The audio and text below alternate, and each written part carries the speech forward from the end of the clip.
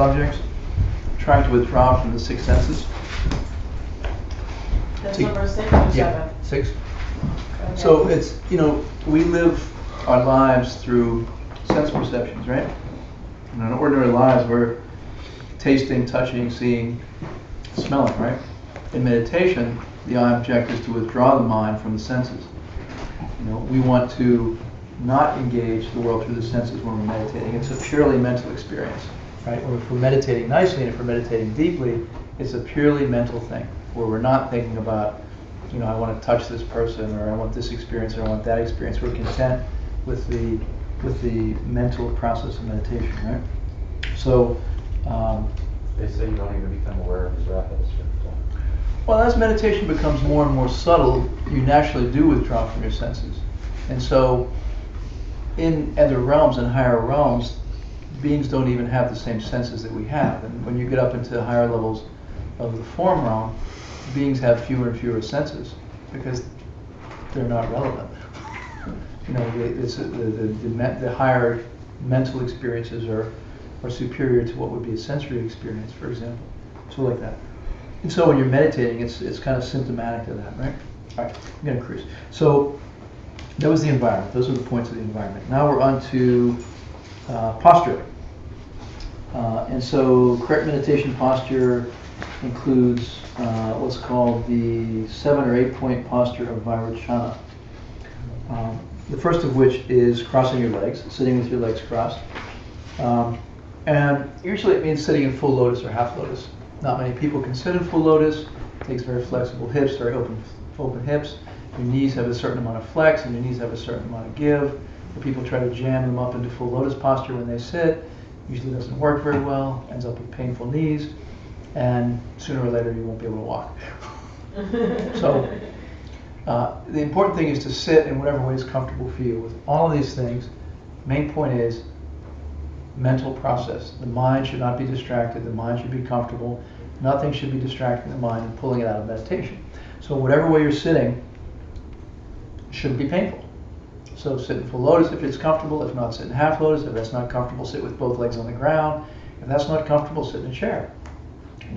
And when you sit with your cushion, typically you want the back of your cushion higher than the front of your cushion, because it puts a natural arch in your low back and naturally helps support the spine and give you a straighter spine, right? Okay. Okay. Second point is to don't keep your eyes completely open or closed. Your eyes should be open slightly when you meditate. If your eyes are open all the way, it's too much visual distraction. You're not meditating. If your eyes are closed all the way, easy to get sleepy. So ideally, one has the eyes open just a little sliver, allow a little bit of light in, but without any real visual stimuli, right? And wherever you're sitting, especially if you're doing a retreat, try to have a plain visual field in front of you. You don't want some kind of hanging mobile in front of you, or fluttering trees in the wind or something, which is going to distract your visual field. Try to have a simple visual field. Okay. Okay. Your eyes should be slightly down at about 45-degree angle, focused sort of about a foot in front of you, just sort of in space without really looking at anything. Because we're mostly visual beings. Most of the way we relate to the world is visual. So the visual distraction is really dominant when you're trying to meditate. So I'm going to train the eyes to be not looking at anything. So that's the idea. Okay. And then next is to sit up straight. Number 3 is to sit up straight. And this has to do with your channels and your subtle spiritual body. Okay, straight spine. And initially, it can be, when you try to meditate, it can be very painful. Your muscles in your back get sore. Find a cushion that works well for you. Some people need a very high cushion. Some people need a low cushion. And then you just have to develop the muscle strength. You'll develop certain muscles for the cushion that you're using. After the muscles get strong, then it becomes very easy to sit with a straight back. And initially it may just be a little uncomfortable, but eventually you'll get it. And if you're sitting for a long time, and if you find that you're starting to slouch while you're meditating, you don't jerk back up because it disrupts your mind and it disrupts your meditation. So, if you start to over an hour or two, you find that you're starting to lean a little way, or when you catch yourself, then you gotta correct very slowly, so you don't disturb your mind, so you don't bring your mind out of meditation by going, hope, hope, hope, sit up, right? So everything that you're doing with your posture is also should be designed not to disturb your meditation. Fourth is to make sure your shoulders are level, not like one way or the other. Make sure your head isn't tilted up or tilted down. If your head's tilted up, it contributes to mental distraction. If your head is tilted down, it contributes to mental dullness. Your teeth, next point in your teeth and lips should be in a natural, relaxed position. If you meditate with your mouth open, you get a very dry mouth and it's uncomfortable. So a natural position is just lips gentle, tongue is naturally sort of resting on the upper palate behind the top teeth comfortably. Helps with the saliva, not having to swallow a lot. Okay. And then the eighth point is making sure that your breath is relaxed and quiet. Breathing through your nostrils. You should never force your breath when you're meditating, or never block your breath when you're meditating in a kind of hard way. So, and when you're breathing, typically, when we're counting breaths, we count the exhale and the inhale, starting with the exhalation. Okay, so the goal is to have your mind in a natural space, so they can then focus on its objects. Okay, so there are 5 typical obstacles to meditation that arise when you sit down and you try to meditate. So anytime anyone tries to meditate, these 5 obstacles come up. Throughout the centuries, throughout the thousands of years, if you try to meditate, it tends to be the same old thing. Okay? So the first obstacle is called lay low, easy to remember because it's like laying low, being lazy. Right? I stayed up late, I gotta go to work, I don't have time for breakfast, I'd rather have breakfast than meditate. Didn't get to meditate today. Well, there was a good TV show on, I stayed up late watching TV, now I'm tired and I gotta go to bed. Oh, I didn't meditate tonight. Right? And it's just plain old not doing it. Right? So this is the first and foremost obstacle to anyone who tries to meditate is you just don't do it. Other things take precedence. You get distracted. You give other things, you'd rather be doing something else. Right? Very classic, very typical. So if you can't overcome the first obstacle, then all bets are off, right? So each obstacle has its antidotes and its corrections. So to correct this problem, there are several steps which lead up to the ultimate solution and the ultimate correction.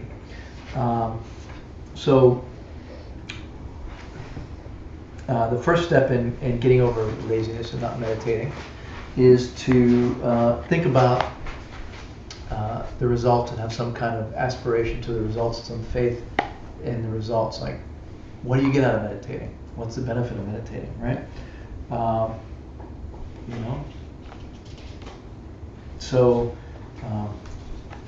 if you study, you learn what the benefits of meditation are, then you develop faith in the practice. You say some of the benefits are all of the good qualities of your character come from meditation. All of the attainments of the spiritual path come from meditation, right? You can only move from one path to the other through meditating. When we talk about the 5 paths of going from path of preparation, path of accumulation, the path of seeing, path of noble learning, all of those things happen in meditation, only happen in deep meditation. So one can't progress through the spiritual paths without meditation. So you think about all those things and you kind of develop some kind of faith in them. And then they list other things like, well, if you meditate well, you can develop cities, you can learn to fly, you can learn to read people's minds, depending on what kind of inspiration you need. Right? And so that's the first part. And then you decide that you want those things. You decide that you want to be a good meditator because you want those qualities. You want to develop your character, you want the spiritual realizations, you want to be able to read people's minds, whatever it is, right? And so, you're inspired and you have faith in those things. And so you decide that you'll attain shamatha to get those things, right? And so as a result of that, you make efforts. And you make sincere, consistent efforts to meditate as a result of that. And which leads to the real antidote to laziness. The real antidote to laziness is you get buzzed out from meditating. You get blissed out from meditating. When you meditate consistently and you meditate well, then you develop what's called shinjang, or practiced ease. You develop what's called mental and physical pliancy. You can sit for hours and your body feels very good and very light and very happy. And when you sit down and meditate, you enjoy it, and your mind is very, very, very happy and joyous and bright. And it says, Lizette was saying the other night, in 3 years of meditating, there wasn't a day where she didn't want to sit on the cushion, right? So at a certain point in your practice, your mind becomes clean enough and your karma becomes clean enough that it just feels good. And it's just something you want to do, and there's not something else you would rather be doing. It's this feeling of, I want to meditate, I don't want to do other things. So that's the real antidote to laziness, is getting to the point in your practice where you naturally have that experience, and as a result of that experience, you just do it. You want to do it and you do it. You want to meditate more than you want to go to the movies or go out to dinner or whatever the case might be, because it's more satisfying. So that's the real antidote. Okay. All right. The second problem that arises in meditation is you lose the object. So let's say you decide, I'm going to visualize, Tara, in my practice, and you select Tara as the object, and you start to visualize Tara, and then all of a sudden you realize you're thinking about your last date, and Tara's not there anymore, and your late night evening experience is there instead in your mind, right? So this is called losing the object. The object that you were supposed to be meditating on is gone, and some other random thing has popped in instead. So the antidote there is simply recalling the object. It's very straightforward. It's just remembering, right? You refocus. It's like, oh yeah, I'm supposed to be thinking about Tara. Let me call that up again and let go of this other thing. It's very straightforward, right?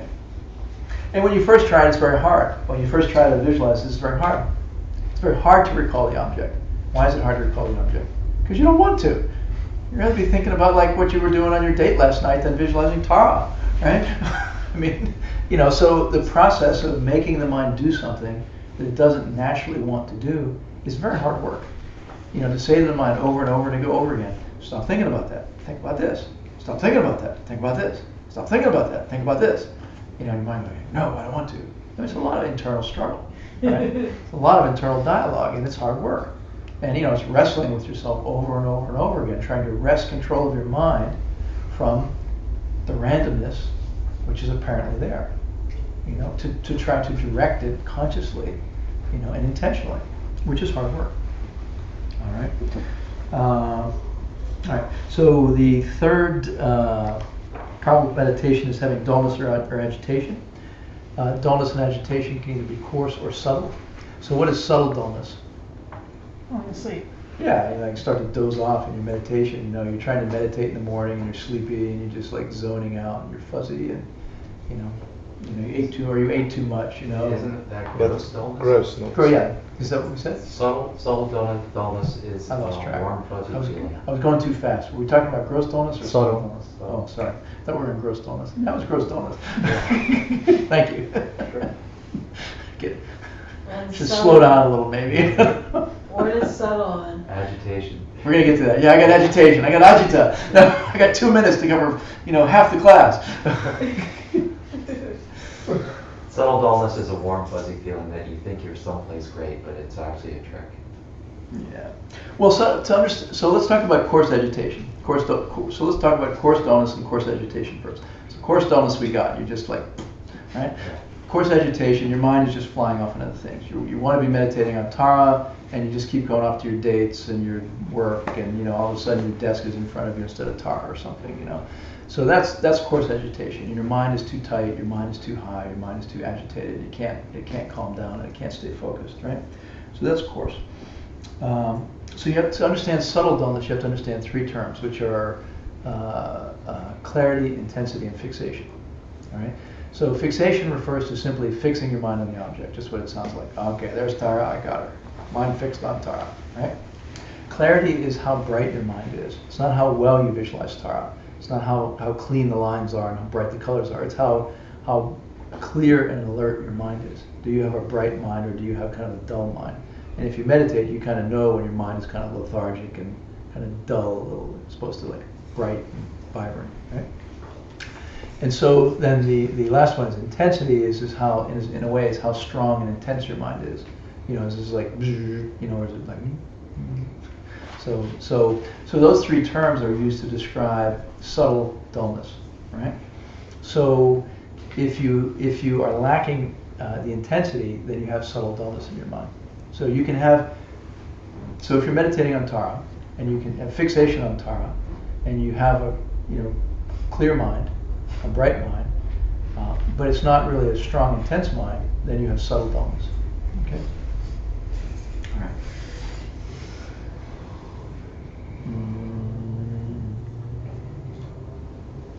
So the danger of dullness is actually the greatest obstacle in meditation, because you can meditate for years thinking you're a good meditator when in fact you have coarse or subtle dullness, and you're actually habituating your mind to becoming sluggish and fuzzy and stupid.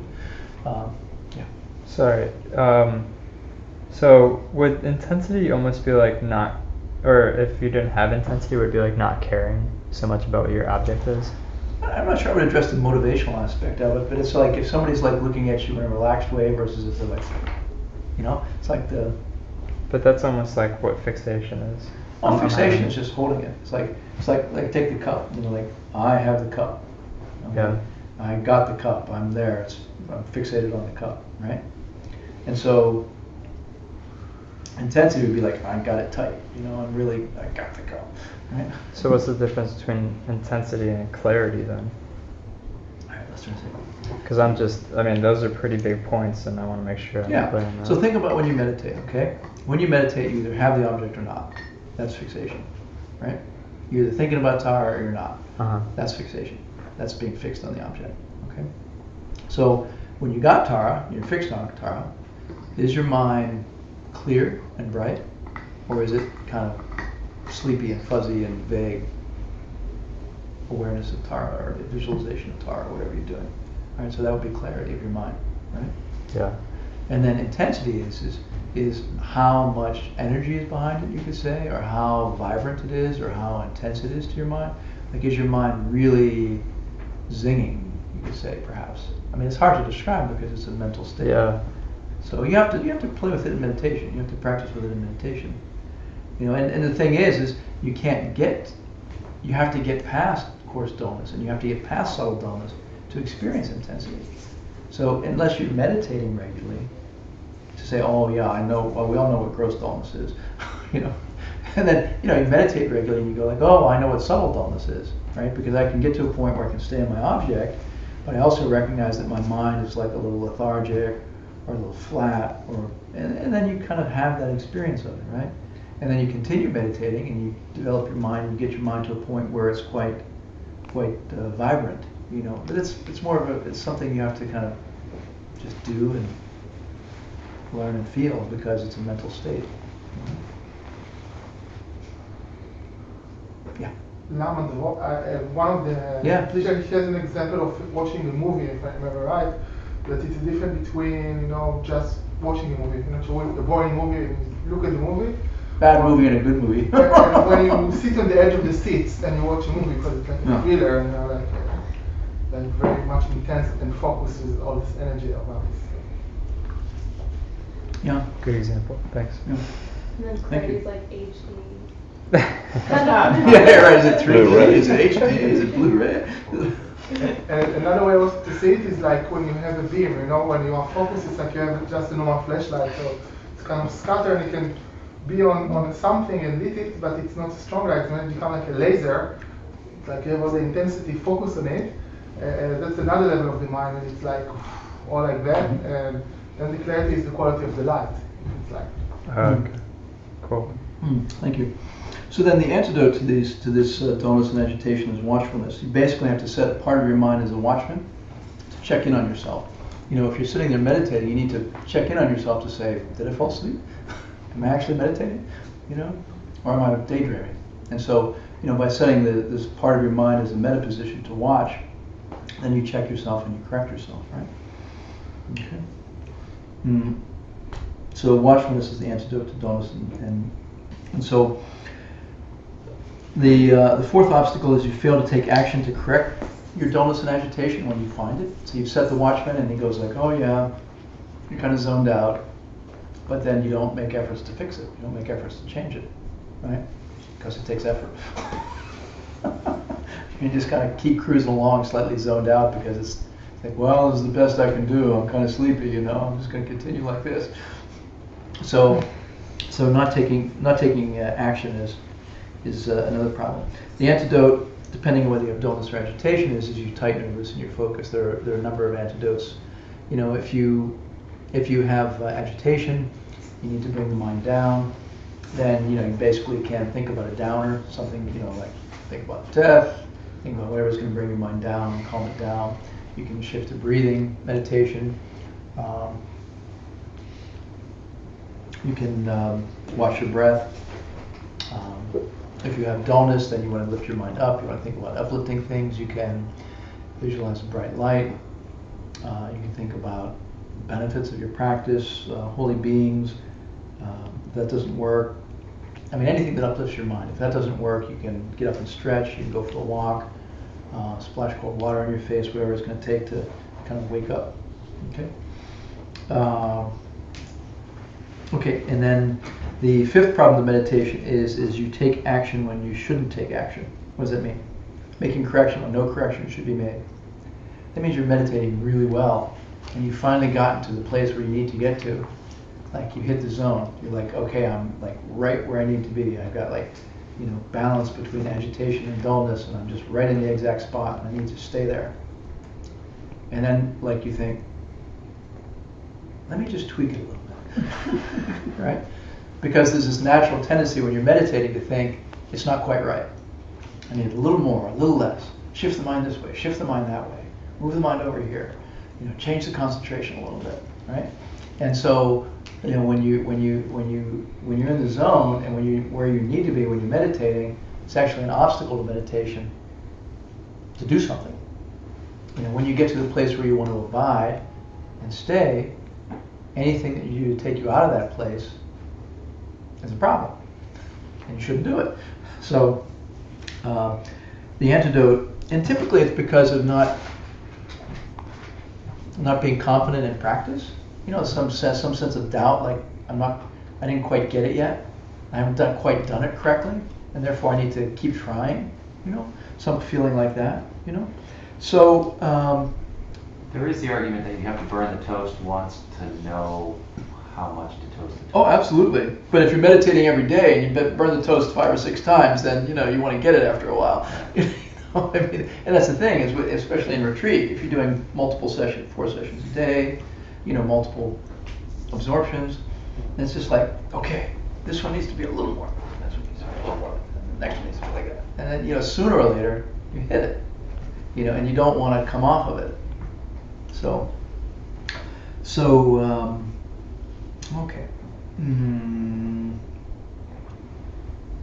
So the antidote is to have confidence, self-confidence in your practice and what you're doing, and not to doubt yourself that that you have to shift your practice and change your practice, right?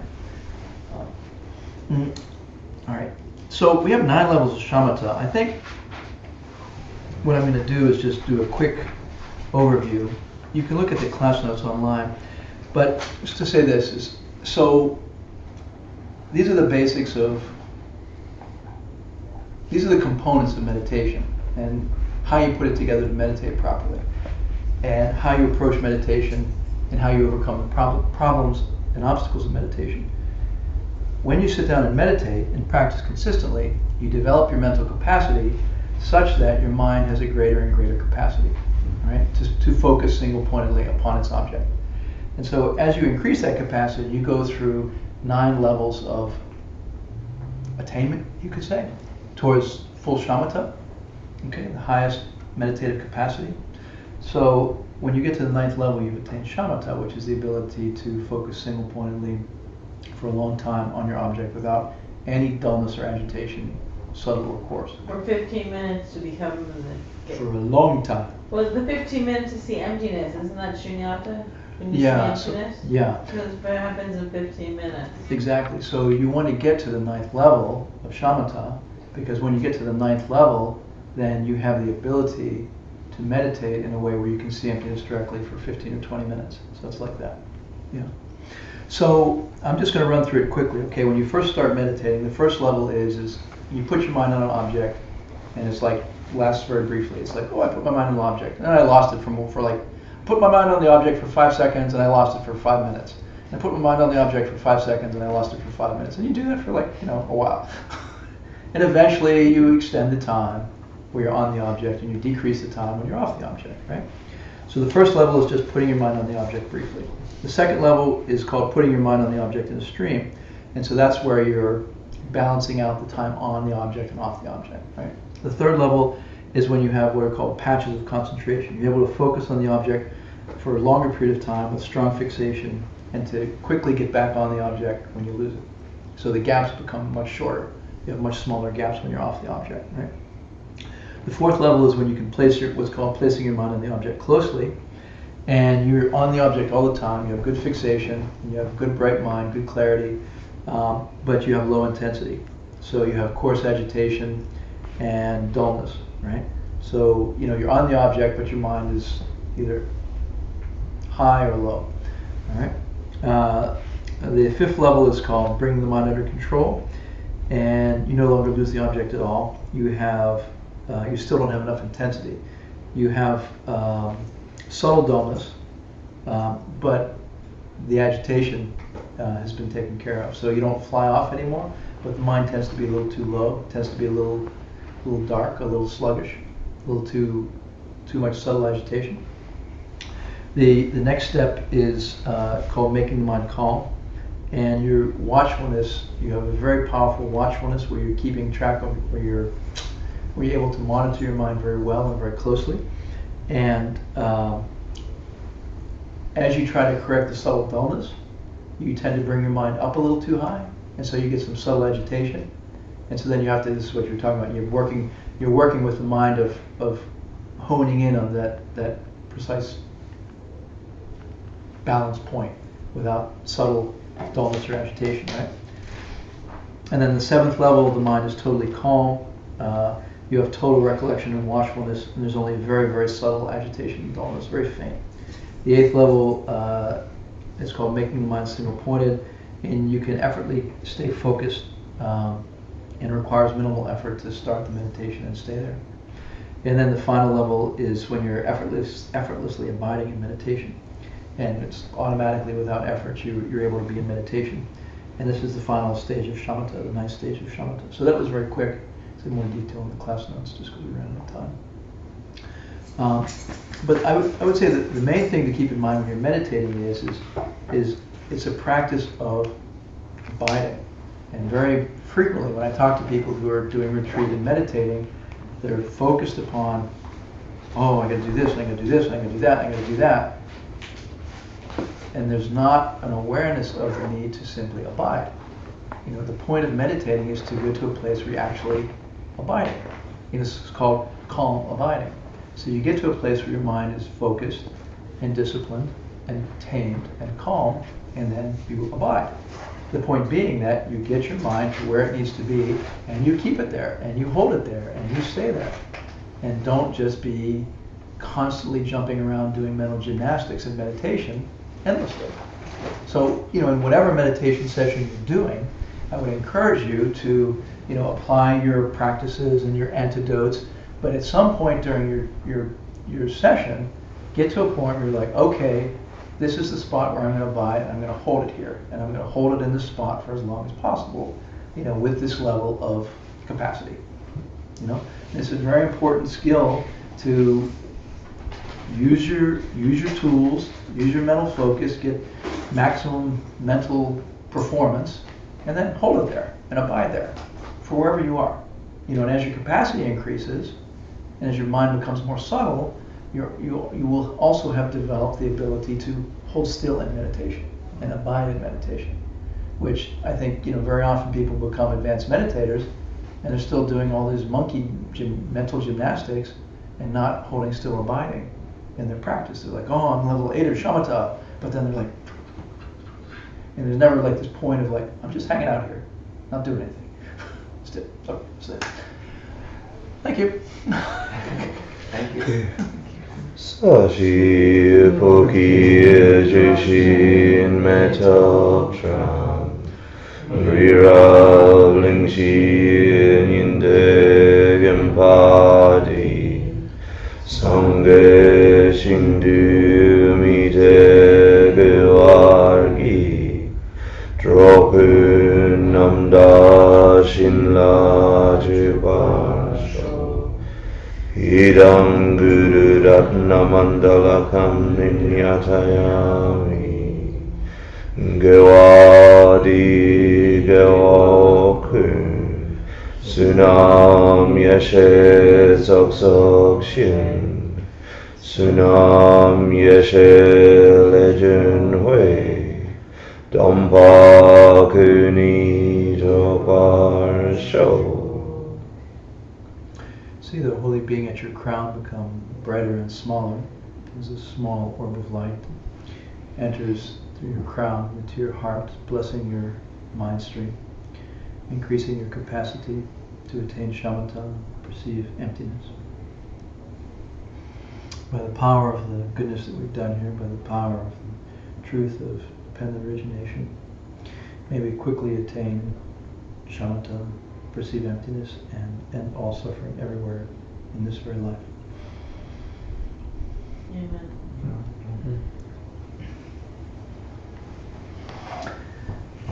Thank you. Yeah.